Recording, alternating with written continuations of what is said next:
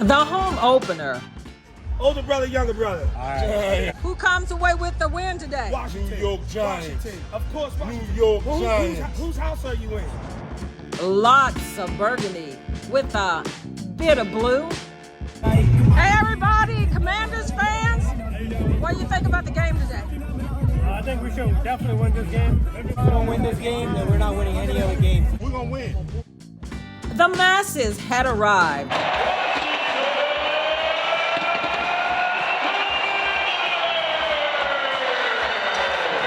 And after a back and forward affair, in the end, just for kicks, the home team prevailed. Did you say anything to Austin after the game? Or appreciate you. Make all the field goals and to close the game out, just a special performance by him. Win number 1 on the season, and now a prime-time affair in Cincinnati awaits. What to make of Sunday? And looking ahead to Monday night on this Tony McGee's Pro Football Plus. The man Call is somebody, back, call y'all. somebody. We're He's back. Call He's your back. mama, call your daddy. We're back and we're back. We're back. Tony McGee, Come back, y'all. We're back. Tony Hey. McGee. Tony McGee, Pro Football Plus. Tony McGee, Pro Football Plus. Tony McGee, Pro Football Plus. Tony McGee.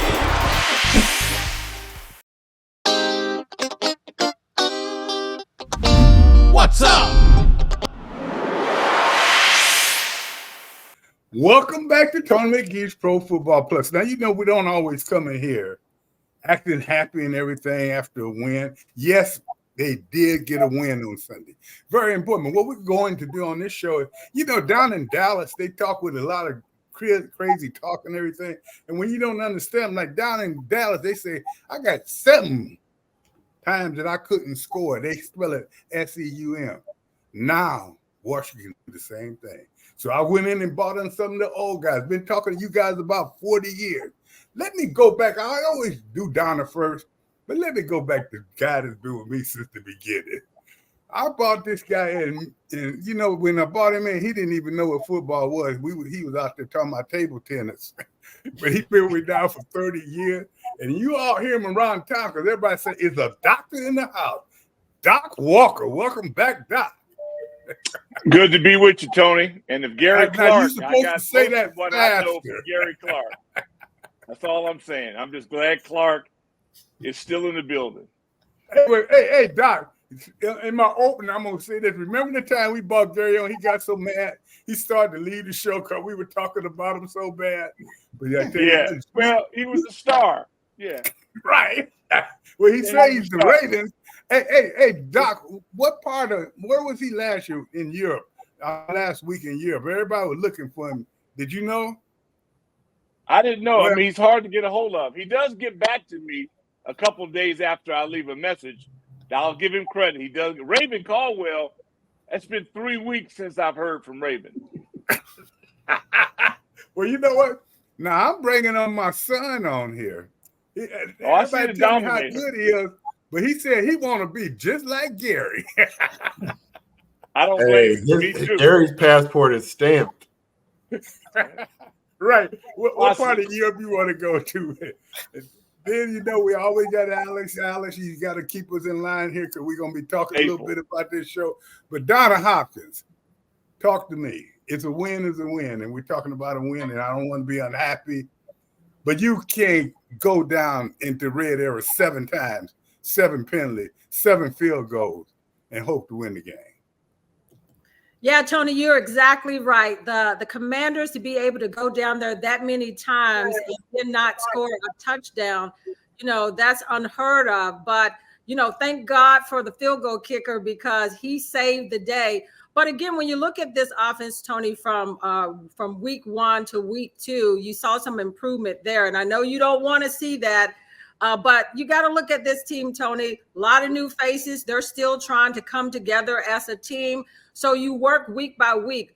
Dan Quinn talked about, you know, the team, the improvements that he saw, but he did say that they still have to get better. three people that he pointed out that really stood out from week number 2, Tony, and that's Zach Ertz, the tight end.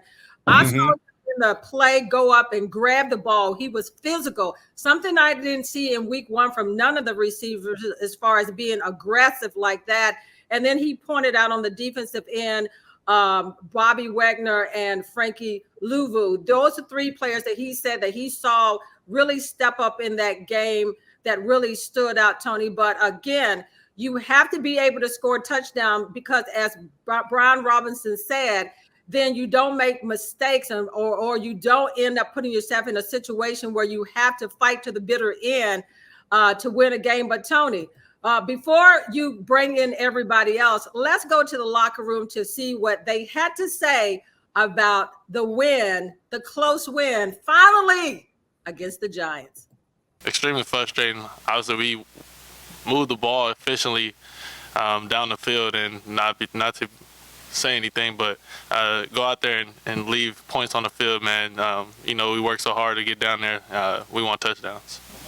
Jaden, the throw to Noah on the last drive, what was the play call? What were you looking at? What did you see from the defense? Yeah, we had a 3-man concept front side over to the left, and defense covered that really well, and then was able to get back to the end cut with Noah, and we kind of hit it earlier in the game where he made a nice catch for us, so I knew that he was able to win on that route. If I got the time needed, was able to beat the safety with the ball, and he took it from there. Yeah, it wasn't a pretty game by any means, but we found a way to pull out a victory. And when my number was called, I tried to do my best to execute, and glad we could get a win today. Just take me through a little bit of down the stretch. Yeah, just focusing one play at a time. I feel like we were driving down the field all game. We just didn't find a way to punch it in. But, when it came down to it, at the end of the game, we just tried to execute on the moment at hand, and we were able to do that. At least we was able to finish our drives with points. That kept us, in a good situation. It kept our momentum in a good spot too. But obviously, scoring those touchdowns is critical. Because we put that game away, longer time ago. So we just got to be extra focused, in those critical situations. I told everybody that, me and Austin was going to, complement each other very well, and I still feel like, it still haven't, came all the way full circle yet, and we just figuring out, how to play with each other, and be the talent we want to be, and it's been 2 games in, and we gave guys a great idea of what we're going to be. With such a new team, those things will happen. We got to cut them down. We have to cut them down. Can't go 7 for 7 scoring with 7 field goals. One great stat, 0 for 7 in the red zone. Touchdown-wise, also terrible stats. Yeah, I think it's us getting used to cadence. So a lot of the time, at least we're in my prior organization, 1 or 2, or sometimes 3 guys are coming in. You're getting a new offensive line, and the guys that were there prior can be like, hey, here's how the quarterback likes to give his cadence. Here, just little tips in that. But with such a new offensive line and new quarterback, none of us have those prior experiences from the year before. So there's a lot of stuff that we have to learn from, and that's why I think we're going to continue to make great jumps week to week. I mean, moved the hell out of the ball today. Felt great. Red zone, not great. We're going to fix that. I'm really excited about this team. And Tony, he talked about Nick talked about those 5 false starts. 2 was almost back to back, and that to me killed a lot of the drives in the red zone. Is that they would be at the 6-yard line and get pushed back to the 20-some yard line. So they can't afford to be able to make that many mistakes. 5 false starts. Come on, Tony. You can't win games in the red zone like that. I heard a lot of vernacular within that statement. It was a lot of excuses to me. Getting used to each other, getting used to the cadence, getting used to this. No, this is something you're supposed to do in training camp, and you come into the season to do work.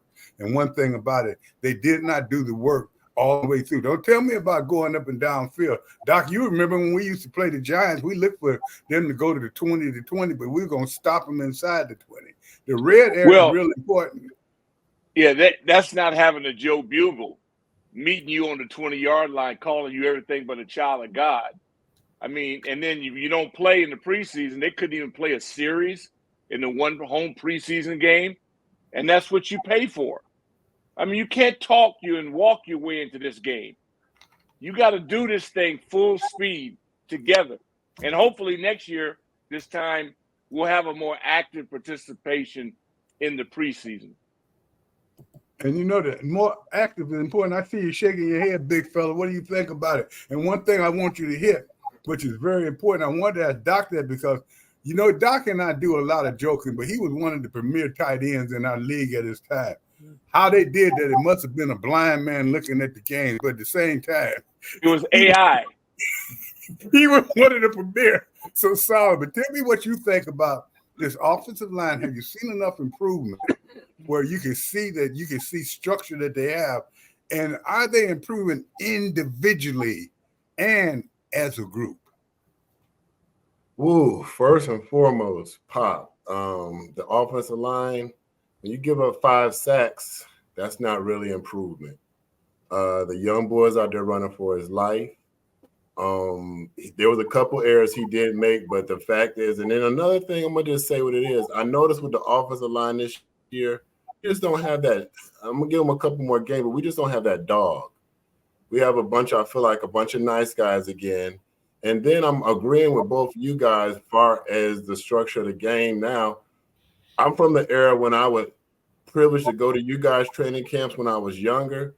It would be pure. Joe Gibbs would have you guys focus and really working on the simple things like not getting penalties in the red zone, really locked in.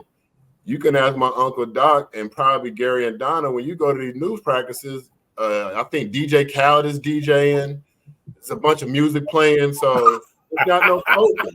No, I'm serious. It's not no focus. So by the time you get in the game, those penalties occur, and that's really what happened the other day. So I'm just going to be honest. When you give up 5 sacks, can you really say that you've gotten better? And, you know, Alex, you can come right in on that because, you know, we talked about this last week. We've been talking about it weeks prior to this. We've been talking about it years prior to this, and they seem to not have gotten to everything that we tell them in all season. They haven't done it. Offensive line, get it stronger. Don't tell me what you can do. Show me what you can do. Defensive line, you know what? We're not the only ones. Us, the fans, and the other people on the other side of the field, the only ones that knew what the quarterback's number was, because didn't nobody on Washington team get anywhere close. So when you look at this, and you look at other teams and what they're doing, what this team have to do to improve? I'm tired of us keep talking about they improve, they doing better.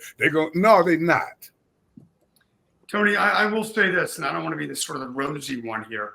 This is a very different conversation if they don't win the game Sunday. Okay, then we can talk about all this stuff. And I understand critiquing, and that's what you and Doc and Gary and Don have done for years. I will focus on this. The offensive line did run block, okay? They ran the heck out of the ball Sunday against the New York Football Giants. Frankly, they won the game, in my opinion. I didn't play it. I've watched it forever because they could run the ball. They won the game because they didn't turn the ball over. I don't care whether it's Pee Wee League or high school or college or at the very highest level, which you and Gary and Doc did to the highest level. When you run the football and you don't turn it over, you can win games. It helps that the other team didn't have a kicker. Okay, if they have a kicker, the kicker doesn't get hurt on the first play, Giants probably win that game. That said, you play who's in front of you. And as much as we want to criticize, and we can, a win's a win's a win's a win, they've got to tighten up the penalties. But if I'm the coach or if I'm a fan and somebody says to me, you can run the heck out of the ball and not turn the ball over, you're going to win 80% of the games against whoever you're playing. Turnover, penalties in the red zone, awful, self-inflicted, all that. They can work on that. But they're 1-1 now. They're not 0-2. They're relevant for another week. And as much as we can focus on it, we will. As much as you want. What they didn't do right, I'm going to give them their props. They ran the ball. They didn't turn it over. They won time of possession. All the stuff that worked when Joe Gibbs was the coach and when George Allen was the coach. Wait a minute. It worked on that stuff still matters. That's my stance. Wait a minute. Is that wait, Donna, is that on his chest? Does that say fan, F-A-N? Is that what? But Tony, you know what? I'm going to jump with Alex for a minute because we're looking dissected, and I understand this as far as what went wrong, but let's talk a little bit about what went right, because we've been talking about them being able to run the ball. We said that they have to establish the run to be able to help Jaden Daniels, and they did that. Brian Robinson, finally 133 yards, 17 carries. And then Austin Eckler, the way he ran the ball, I mean, if they don't get that penalty where he runs the ball all the way back on special teams, that's a score right there. But they brought the new guy up, and then he makes a penalty right off. But the running game did work on Sunday against the Giants. That was the key to keeping the defense off the field, who gave up many yards, Tony, just like the first week. I knew you were going to try to slide that in. But I'm not going to get on the defense till we get ready to talk about the defense, Tony, because it's still some hiccups there. But the offense did do their job. But Jaden Daniels, everybody's talking about, you know, him getting down and all that. And he went down, got the wind knocked out of him. So you hold your breath all the time. But you got to, me and Rick was talking during the week, you've got to let him play his game. That's the key thing. But the wide receiver, and I'm sure you're going to bring Gary in on this, they have to start stepping up. And it's a good thing that Noah Brown was brought up because he was the playmaker down the stretch. Well, you know what? You talking about Rick. Find somebody to know what they're talking about. Oh, I'm sorry, Rick. I didn't know you still owe that blood. But you know what? When we come back, it's time for us to get on the defense. But, G, while you were gone, G, they started calling Terry scary and I don't like the reason they're doing it. So you got to tell me what's happening to Terry right now because he's too big for this offense. And when we do come back, I'm going to talk about the defense because I tell you what, it's just like my blind uncle told my deaf aunt over the telephone, you ain't seen nothing yet. We'll be back in a moment.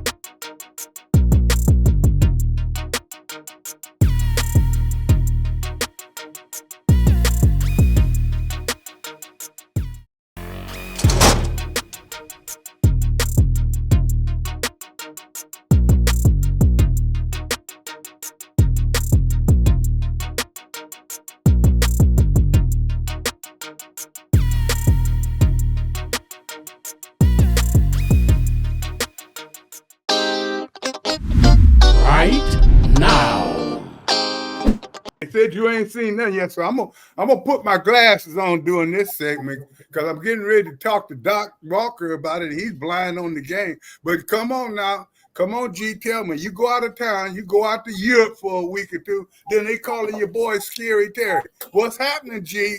Talk to me, man. You said it's all about the receivers. Well, at the end of the day, it's always about the receivers. Of course, it's always about the receivers, but I mean, if you think about it. First of all, I'd rather win ugly than not win at all. Yeah, true that. First and foremost, I'd rather win ugly because you can build on winning ugly. When you win ugly and you still win the football game, you can count on it. And they was down in the red area several times, 7 times, and now that could have been 40-some points as opposed to what we had. But in terms of Terry, he caught more balls this week than he did last week. And I think the rushing game was working well for them.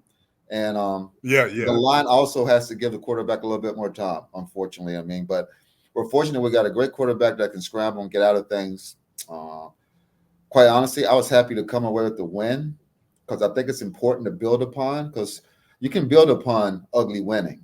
You can build upon that all day long. We've won ugly before ourselves. So I think, Tony, you know, when you was playing, we won games ugly. Doc knows when he was playing, we won games ugly. And I definitely know we won games ugly when I was playing. The key is getting a win, and that's what they got. It's something you can build upon. You know, they're right back into the race now. Anybody can win our division now, and I think that's one of the most important things, period. They got to get Terry more involved, but people know that Terry's the guy. When people know Terry's the guy, it gives an opportunity for someone else.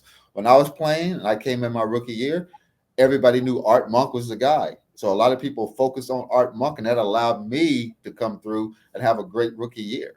You know, so sometimes it's good to have somebody else come and be able to showcase because now you'll have 2 great receivers and then they have to decide, well, who am I going to cover now? I can't concentrate on Terry solely because this other receiver is really good and he can become scary.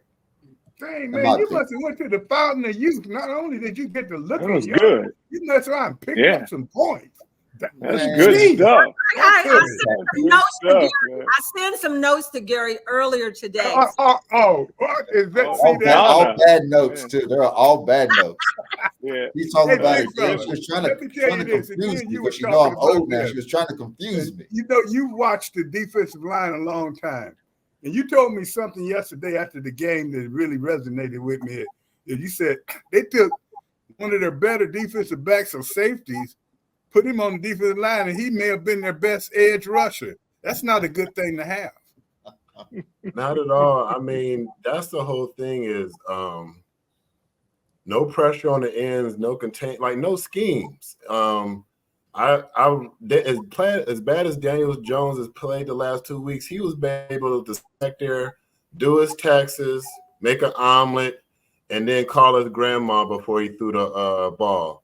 And that's just not acceptable. And then when you have to bring a corner up or a linebacker in order to get some kind of rush on him, that's just not good. And then my thing is when I look up in the stands and I look up in a nice booth and I see a possible pass rusher that wears number 42, and I see him dancing at the Wale concert during halftime, where were you at? You could have been out there helping us, Jamin Davis. So I don't know what's going on as far as our defensive line right now, but definitely no pressure at all. I think Pharrell, number 99, had 1 sack yesterday, and I think this guy, Daniel Jones, ran into his arm from the sack. So, and we can't say anymore, Donna. You said you're going to hook him. I'm giving you a chance. Let me go on and lay the knife out on the table. I know it's going to be blood on the dance floor. Go on, say what you got to say. Hey, Tony, it can only be blood on the dance floor because it needed to be blood because they put blood on there.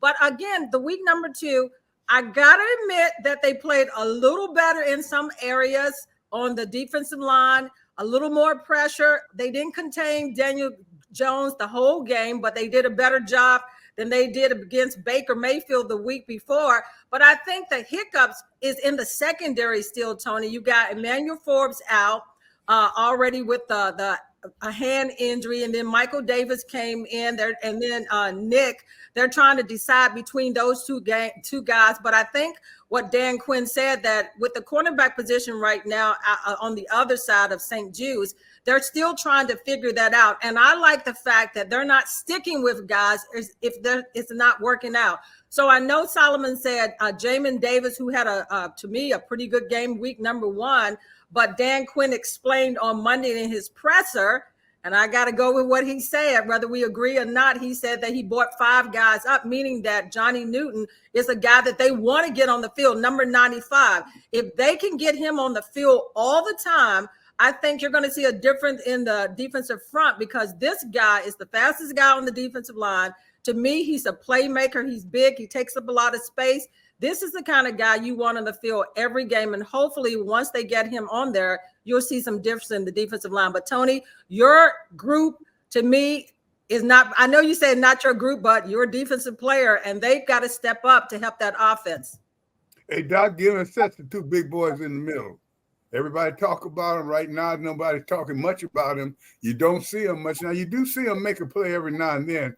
But I look at these guys to be like the guys that were on our team, like you, the Gary Clark, the different people that when we wanted to play, we knew we could say, hey, Doc, make that block we need right there. Make that catch. Gary, go on down and get open. We don't have that right now. So don't tell me about what they possibly can do. What's happening? I see effort, that the results, if they're getting doubled, and it's a tough way to assess them. If they're getting doubled, then the ends are single and they're not able to beat a man one-on-one. And there's a percentage on that, which means they're not winning on third down. They have a very low win percentage on third down. Also, both these guys have been paid handsomely, and we consider them to be Pro Bowl type players. Mm-hmm. And so it's very difficult to say they're not getting the job done because they're not getting results. Baker Mayfield, they were close, but they didn't get the prize. And so Baker beat them.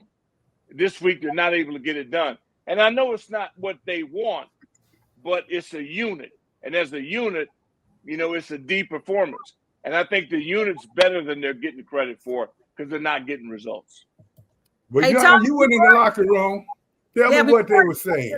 Before I was getting ready to say, let's hop to the locker room because communication is still an issue, but let's hear what the players had to say about their little improvement. This team pulled out a close game. Just talk about what you all were able to do defensively and just getting this win. Well, first of all, I think we got our first turnover this game, so that's big. You know, whoever wins the turnover battle usually wins the game, so that's what we're trying to do. We're trying to stack on these turnovers, the forced fumble, interception, all that stuff, because that switched the momentum of the game and gives a lot of big boosts to our offense. And then I feel like our communication was better. It wasn't quite perfect, but it was better than last week, so we're trying to work on the improvement week in and week out. And the energy was there. You know, we was running, we was tackling from first quarter to fourth quarter, and all things that we said that we wanted to improve from week one that we didn't really do, we did it in this week.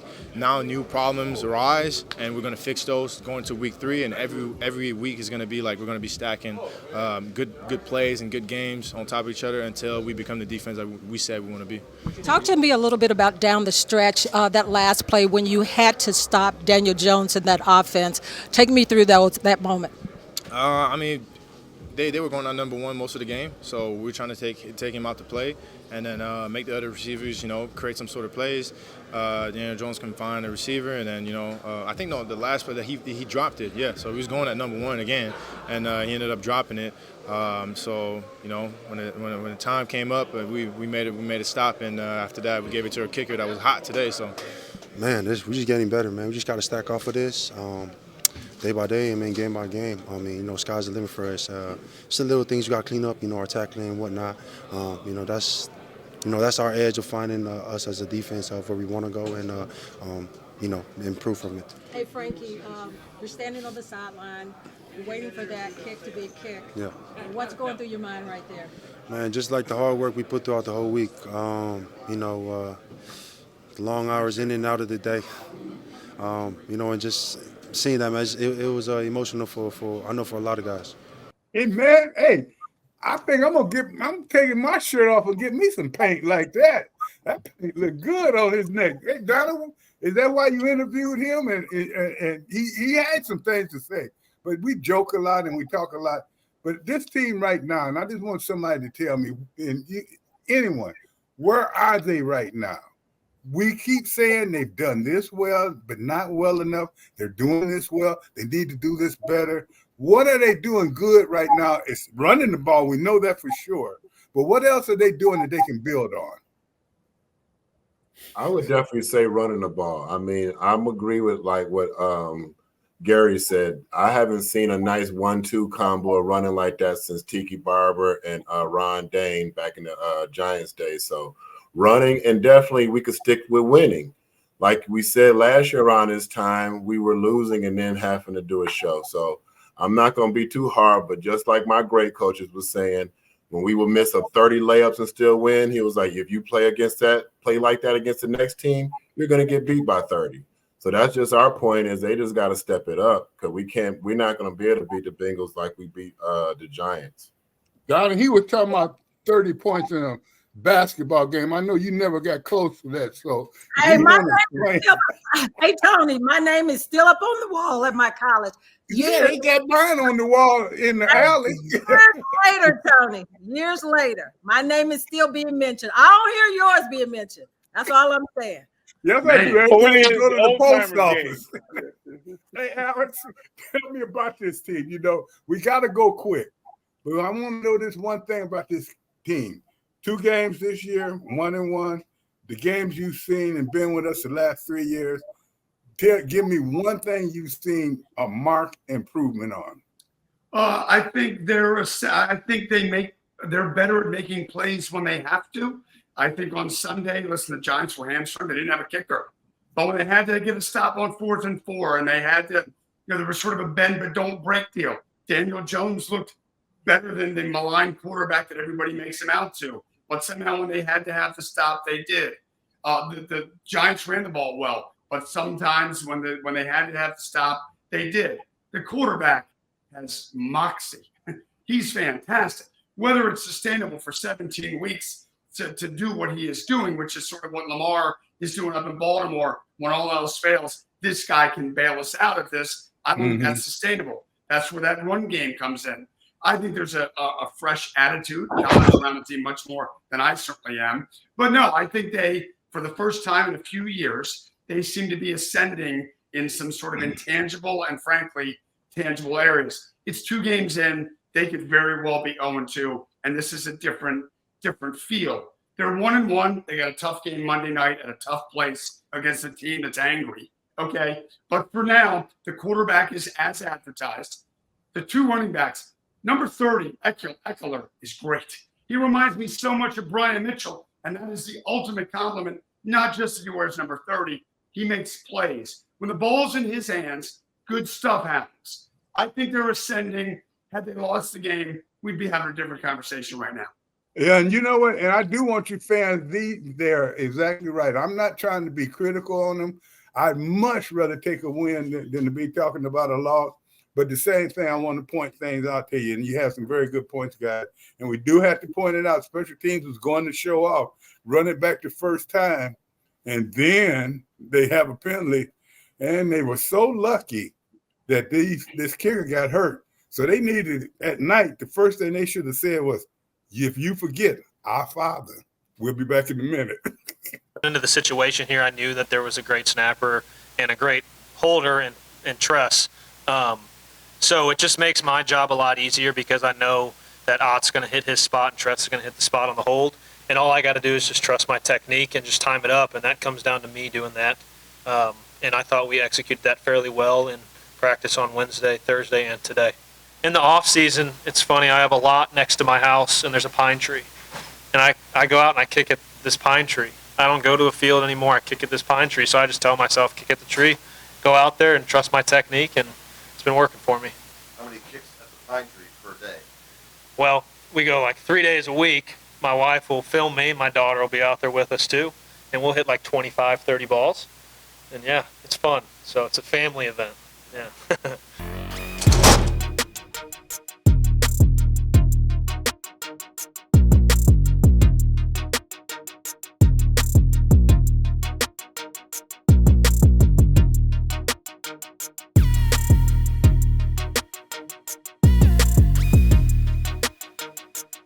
So I love the back of your shirt. It says kickers are MVPs, and today for sure, 7-7, the kicker was the MVP. That's right.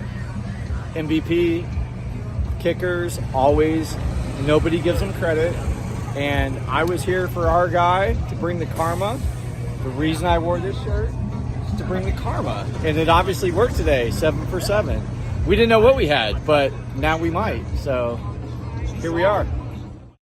Welcome back. So we're going to get to a little happy part of the show. We're going to start predicting and trying to beat people that know what's going on and talking all this stuff. But at the same time, right now, G-Man, as you know, they got 4 games coming up. These 4 games can define the season. They're going to get some good opponents. You take a Cincinnati that's lost 2 that don't feel like they should to. You look at the percentage. When somebody's 1-1, they got 46% of going to the playoff. But when they're 0-2, they got 11%.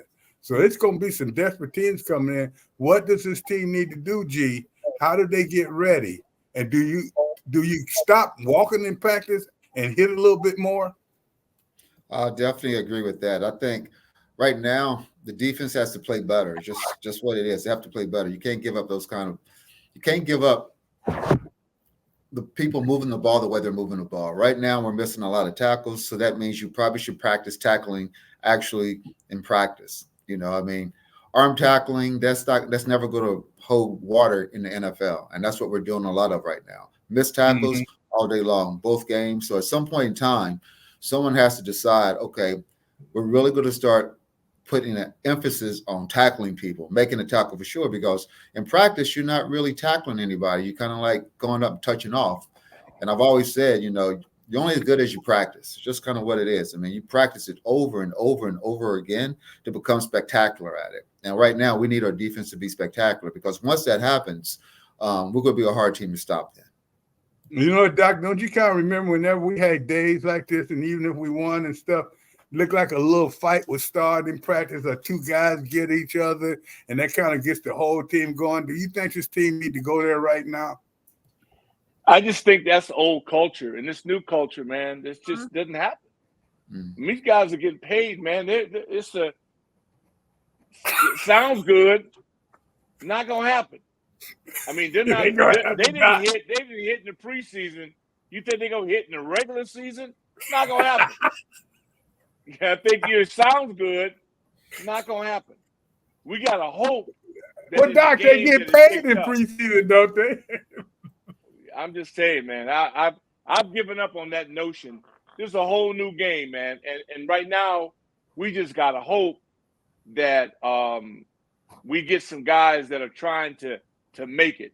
That's why I love the fact these borderline guys. I'm still hanging on to the undrafted free agents, the guys that are trying to prove a point, because this bag thing has ruined some of the approach of the game. So I'm looking for, like we've mentioned already, and Solomon, the Dominator, he mentioned it. We're looking for dogs. If I got to get you riled up and you not riled up coming in, you just ain't the guy. I got to flip you off the roster. You already off my plans for next year already. It's just a matter of time. Because you can't make people do it. If they're not into it right now, we're in the season. Yep. It's too late. It's too late. We just picked the wrong people. You just got to hope you can get through this. And maybe the light cuts on, maybe it don't cut on, dude. You fooling yourself.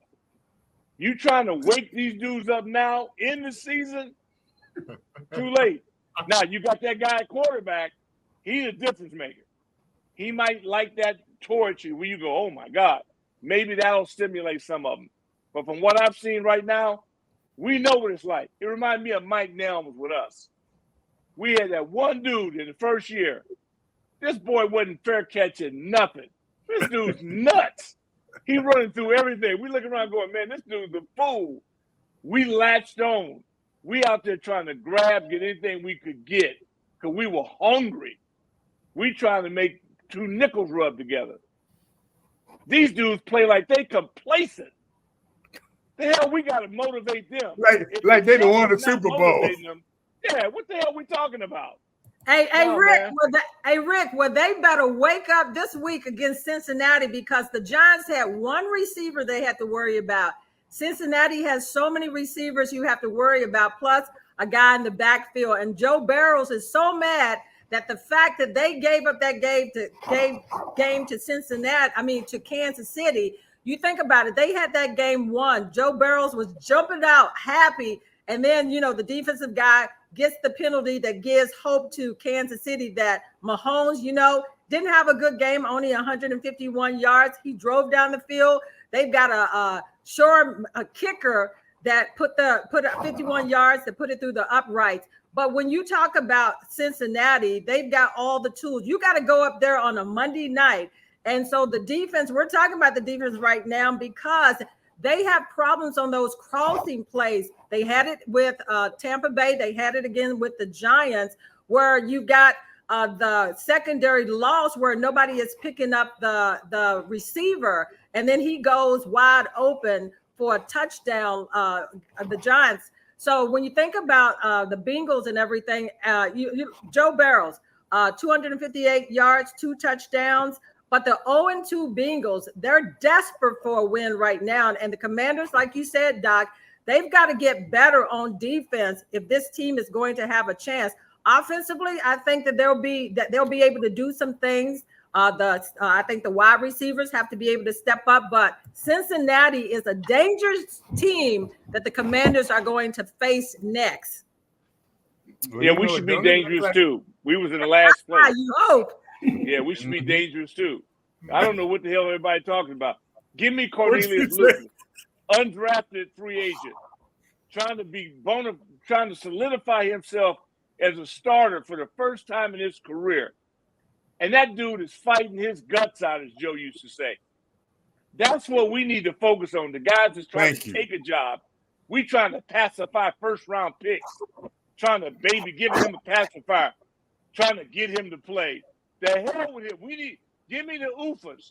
Give me somebody to seize the moment that'll look at this as an opportunity to feed his family. I need some cats that are hungry. We out here trying to beg people to be rich. You got to be kidding me. they must have been begging me to be poor because the show worked out. Well, no, we were desperate. We were trying to get that $72,000 for the bowl. That's right. All we talked about was money. But Yeah. see, I mean, you talking about we were trying to get Gary Clark tip money. That's see, all we wanted, right? No, Pops Gary and was trying Unc, to get let me paid. tell y'all what, Yeah. but Pops and Unc, let me tell y'all what's going on, and this is deeper than the NFL. You know, y'all were able to watch me participate in the collegiate sport of basketball. Now, with these new NIL deals and these kids getting money early up, they expect money. So it's not like they're getting money now. They're millionaires in college. So by the time they get to the NFL or the NBA, it's already set in stone that they're rich. I'm going to be honest with you. You guys had to get it from the ground up, where now you may have a kid coming in already driving a Lamborghini because of the new system of the way the money's being spreaded. So it's ruining a lot of sports where people aren't hungry no more. It's not the same thing because what are you really working towards? And that's what was refreshing was walking through the stadium, just able to see all the championships you guys have won on here, because it's not about that no more. It's about how much am I getting paid? So it was refreshing to see 1982, 1987, 1991, where those guys, they don't care about that hallway, where it's a rich sport now for all levels, basketball, football, you name it. Eckler cares. B-Rob cares. We got some dogs. Look the way they run. The way we're running that ball, Bionage up front. Yes. If you look at Cosme, the way he was coming off the ball, Lawrence, this dude is like a block of ice. Our boys went after him. That offensive line, man, these cats were fighting. Now they had some mental breakdown, but physically they accepted the challenge. They accepted the challenge. We just got to go, man. We tell you, man, that cute stuff, we just got to go after people. And I believe that they got the right mindset. I like these dudes, man, because that kid 5, he's special. You don't get guys like that often. You know when you got one, they got to keep him upright and put that ball in these boys' belly and go after people. Okay, we're going to have to take a quick break now. Mr. Clark, can I ask you maybe 5 questions in the next segment? Are you okay with that, Mr. Clark? Of course, my master. We will be right back. Thank you, Mr. Clark. Thank you so much. We'll be back in a moment.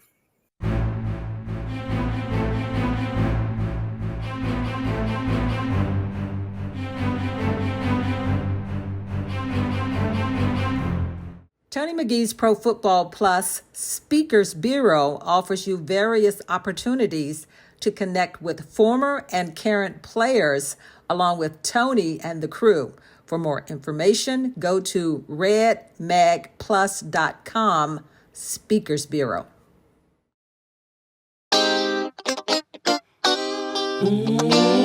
Next. We're going to talk a little bit about it, but next week, you got to come and watch the show. We're bringing it back. You used to call it the Restaurant Challenge, but now it's our Monday night challenge. Be picking a couple of games. There's a lot of restaurants and other businesses involved. It's going to be very competitive, and the winner is going to get something. So with that being said, talking about the winner, Donna, it's kind of hard to look around the league right now and put your finger. I mean, I thought San Francisco was going to be the big dog. Right now, they're getting ready to take a dump. And you just start looking at all these Philadelphia. Debo's hurt. They must have, Satan must have been in their room last year because they all went to the devil. And then you start talking about the Giants. They should be out there playing Pop Warner football. It's no reason that this Washington team can't win this division. Hey, Tony, you know what? 2 games into the season, it is already some surprises as far as who's the hot teams starting off and who's are some surprising teams that have not won a game yet. So you look at the hot teams right now that are 2-0. Buffalo, you got the Steelers, surprising the Steelers. Nobody put them in the conversation earlier on. Then you've got Houston, the Chargers, another team nobody was talking about.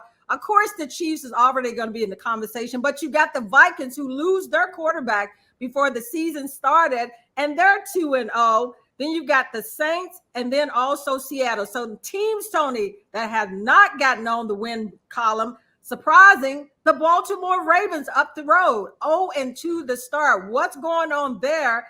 And then you've got the Bengals 0-2, and then the Rams 0-2. Everybody jump in. Who's surprising you right now? Let's talk about the Ravens just up the road, 0-2 to start the season, and then they've got Dallas to face this coming week. Anybody jump in and tell me what's going on? You can, and that's a great one to start with the Raiders because the Ravens, because I thought they were going to be pretty good. But you know what? You find out one thing: just because you throw a lot of food in the pot, don't mean it's going to cook right, and that's what's happening right there. They got to decide whether they're going to use or who's going to be the person there. They got a quarterback, the game breaker. They got a running back now, which, as you know, Doc and Gary, every time a running back goes over that 3,000-yard mark, it seems like they're never the same again. So, I don't know if they got what they thought they got up there. I tell you what, and a lot of people are thinking, I would have kept Beckham. I'd have kept him up there because he's hurt right now, Tony. He can't help them. He's hurt in Miami. Well, if he was there, he wouldn't be hurt. He would be hurt. But let's go around a little bit. Hey, Doc, I'm going to come to you first. Minnesota Vikings lose their quarterback for the season, and Donna is the one that has to come up and playing pretty good. They go up and beat the 49ers. Like you said, they're beat up right now, but still Minnesota is the surprise right now in that conference. Well, Donald had insider trader information. He was with the Niners. And if you win a team, and he's a hell of a quarterback, former Trojan, once you protect him, he's got a gun, he got a little swagger, and they're not afraid of him. And I love their defensive coordinator. They're nasty. They got that dog mindset. So the Vikings, I'm not surprised. They get a little edge pressure, which they have, and they were able to block Bosa. To me, the game now is about, do you have a beast coming off the edge? And if you don't have one, to me, you're not going to be in contention. But if you do, then you got a shot. Mm-hmm. Okay, Gary, I'm coming to you. You got Tampa Bay go and beat the Lions, a rematch from the playoffs. Mistakes caused the Lions down the stretch, Tony. Gary, mistakes caused them down the stretch. So Tampa Bay 2-0. How do you see that team and what's going on with the Lions? Is 1-1 right now too, but they've got a tough one ahead of them. How do you see Tampa and also the Lions? Well, Tampa's like on a run right now. There's nothing like momentum. If you start off 2-0, then you say, well, why can't we be 3-0? Why can't we become 4-0? So there's nothing like momentum. And the same thing, Detroit is going to lose against the Cardinals. That's what it's going to be. For some reason, the Cardinals are playing like I've never seen them play before, quite honestly. So I got the Cardinals beating the Lions, as you guys already know. But I don't know. I don't think the Lions are the team they were last year. Maybe they'll come back on and catch fire, like they should. But they're definitely not starting off the way that most people thought they would start. I think the biggest difference right now is the coach is not as daring as he was last year. Last year, when he went for it on 3rd and 30, I said, we got a man there. And I saw him the other day. It did not happen, so I was surprised. Roll on. We're running kind of short, so get him in, Donna. Oh, Solomon, coming to you. The Raiders are 2-0. Nobody had them in the conversation. They go up and beat the brothers going out at each other. And the Ravens, the Raiders hadn't won since 2021. How do you see the Raiders starting the season off? Antonio Pierce is a great coach, and he's a tough coach, and he holds players accountable. So he doesn't care if your pockets is big. He's still going to check you and bench you. So that's the reason for success is they actually got some boys making money, but actually he's trying to win the game. So I see them actually moving up just because of Antonio Pierce. Hey, one more we're going to throw in before we have to go to break. Alex, Seattle, another team started off 2-0. Geno Smith. This team, to me is in the conversation of being one of the better teams to start off the season. How do you see Seattle? That's obviously always a tough place to play. But Geno Smith, sort of like Baker Mayfield, these guys that have been around the block. And there's something to be said for that experience. And while He probably isn't the same physical quarterback he was 10 years ago because he's getting up there. Same like with Mayfield and some other folks. Carr in New Orleans, sort of like him. Obviously, these guys that have been around, you see with Matt Stafford who had a rough week. But some of these older quarterbacks, they I think so much of their game is before the snap happens. So they're making the right decisions. Seattle's always kind of tough-ish, certainly at home. But yeah, they're 2-0. And Tony had the stat earlier, which was great. Huge difference between being 2-0 and your chances of making the playoffs, or 1-1, or worse yet, 0-2, like a Bengals team, like a Ravens team. These teams that we know they're better than that. But you are what your record says you are. And they're obviously 0-2, those teams. Seattle, as you mentioned, with Geno Smith and a defense that has got some spark, they're 2-0 now. And Tony, I have to end this with all the Cowboys fans. Dallas ends up getting beat up, stumped on by the Saints, who are 2-0, 44-19. They ended up having 4 touchdowns from Amari. And, Dallas got a big game coming up this week against the Ravens. But for the Dallas fans, man, who saw that coming against the Saints for them to go down like that? Well, it's only because of one person, and we got rid of him on our team. And we not got rid of him, that team would not be the same. And Dallas, take your skirts off and put your pants on and play some ball. We'll be back in a few minutes to talk about picks. And Donna saying that she's been cheated a while. But at the same time, you look around the league, it's just like everything on this show with the picks. It's a changing of the guard. And I'm going to dog everybody. We'll be back in a moment. In the Minute with Tony and Donna. You can catch them weekly on their podcast, and you can also subscribe to their YouTube channel, In the Minute. One more thing. All right, guys, here we are, and we're in the fourth quarter, but you know one thing about it, we're always playing for a little overtime. We're not going to have overtime now, but we're going to talk what needs to happen in real time. Donna, talk to me. What's going on around picks? You said look. Hey, Doc. Everybody thinks I pencil whoop them, but it's 3-2, and I have to keep all the picks to show them on the text what they pick, because otherwise they always talk about I be cheating them. But we got a lot on the line this week. So Doc, I'm coming right to you. The Texans, Vikings. What do you see? Who wins that one? I'm going with Texans. Talk to me about them. They had a game that they pulled out. But why do you like the Texans over the Vikings? Well, it's going to be tight. I just think that the short week won't harm them. This kid Stroud is so good. They just got that mojo going, and their defense. They got 2 edge guys. And so in Minnesota is nice. But when you got young momentum, 2 defensive strategists going at it, it might be a 3-pointer, but I'm going to stay with the Texans. Okay, there we go. Solomon, I'm coming to you. The Eagles play on Monday night, but they've got to face the Saints, who beat up on the Cowboys. How do you see that one playing out? I'm gonna take actually the Eagles just because they do for one, and I just don't know. The Saints have been playing great ball, but I just don't know if they're gonna keep that up. Now that the fact that they do have 2 great edge rushers, which one of them that we've actually contributed to their team. They may be all right, but I feel like the Eagles, this may be their week. Okay, Alex. The Lions at the Cardinals. The Cardinals, to me, are a team that's playing really well right now. The Lions are mad because they got beat last week. Who do you see getting that one? I'll go with the Lions. I think they're better than they've shown, certainly in the second game. I think the Cardinals are really good, and they're surprising folks. I think the Lions sort of get back on track. I'm with you. Gary, you always like this team, Miami, the Dolphins. They're at the Seahawks. How do you see that one playing out? Seattle. Short and sweet, Seattle. Chase Young. You gave up on the Dolphins? Yeah, I did.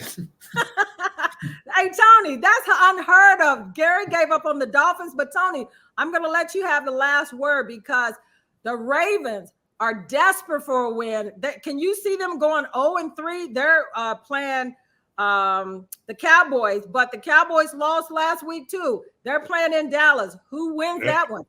That's going to be a tough one. And I tell you what, I hate to say it, but I think that the Ravens will go down there and dog Dallas. And as Gary said, everything is tough right now, and we're going to have to just see who's going to stand up and who's not. The league is changing around. It's just like hosts on this show. We've been doing it 40 years. We've had a lot of people on it, but I still got the stars with me. And that's what they have to do on each team. Like Rick said, get the players that want to win. Get the team that wants to win. Get the attitude that wants to win, and you have no problem. So when we come back here next week, we'll be talking about how Donna went 0-4 and I went 5-0. But until that time, I'll never tell y'all goodbye. I'll say in a minute. In a minute.